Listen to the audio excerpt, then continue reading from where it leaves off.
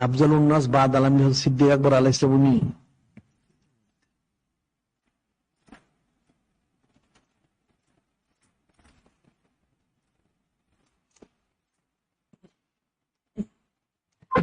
নূরে মুজাসসাম হাবিবুল্লাহ হুজুর পাক সাল্লাল্লাহু আলাইহি ওয়াসাল্লামের সাথে এক জায়গায় ছিলেন বসা।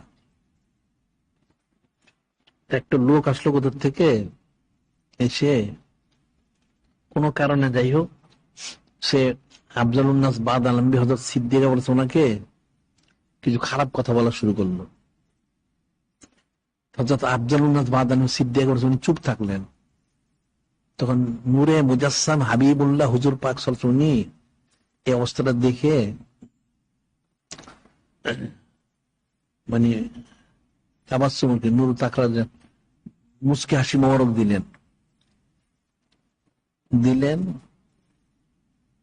এরপরে আফজালুন নাস বাদ আলমী সিদ্দিক উনি তো চুপ ছিলেন, শুনতেছিলেন। উনি আমার জব দেওয়া শুরু করলেন। যখন উনি জব দেওয়া শুরু করলেন, নূরে মুজাসসাম হাবিবুল্লাহ হুজুর পাক সাল্লাল্লাহু আলাইহি ওয়াসাল্লাম উনি সেখানে উঠে রওনা হয়ে গেলেন। তখন সিদ্দিক আকবর আলাইহিস সালাম তিনিও ওই লোকটাকে ছেড়ে পিছনে রওনা হয়ে গেলেন। তিনি বললেন, ইয়া রাসূল আল্লাহ, হাবিব আল্লাহ সাল্লাল্লাহু আলাইহি ওয়াসাল্লাম, আপনি কি কারণে চলে আসলেন, আর কি কারণে এই তাবাসসুমি শান-নূর প্রকাশ হাসলেন কেন, মুচকি হাসি? তখন নূরে মুজাসসাম হাবিবুল্লাহ হুজুর পাক সাল্লাল্লাহু আলাইহি ওয়াসাল্লাম বললেন, ওই লোকটা যখন আপনাকে খারাপ কথা বলতেছিল, আপনি চুপ ছিলেন, আমি দেখতেছিলাম, তখন আমি এই জন্যই ওই মুচকি হাসি মনে করছি। ফেরেশতা আলাইহিস সালাম ওনারা আপনার পক্ষে তাকে জব দিচ্ছিল।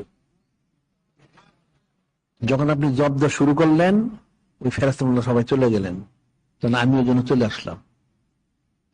বুঝতে পারলে?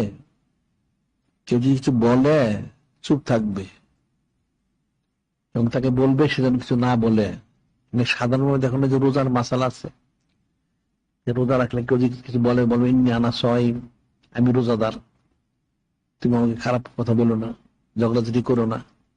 এটা খালি রোজার জন্য না, এটা রোজার একটা খুশুসিয়ত, কিন্তু এটা সবসময় ঝগড়াঝাটি, মারামারি, কাটাকাটি, গালিগালাজ এগুলি কখনোই ভালো না। এগুলি যারা করে তারা তো ওলি আল্লাহ হইতে পারবে না। ওলি আল্লাহ হইতে হইলে এই সমস্ত থেকে বিরত থাকতে হবে, নেক কাজে মশগুল থাকতে হবে, তখন ওলি আল্লাহ হওয়া সম্ভব হবে, ছাড়া ওলি আল্লাহ হওয়া যাবে না। এগুলি মনে রাখবে। নিজের স্বভাব চরিত্র যত সুন্দর করা যায় তত কামিয়াবি।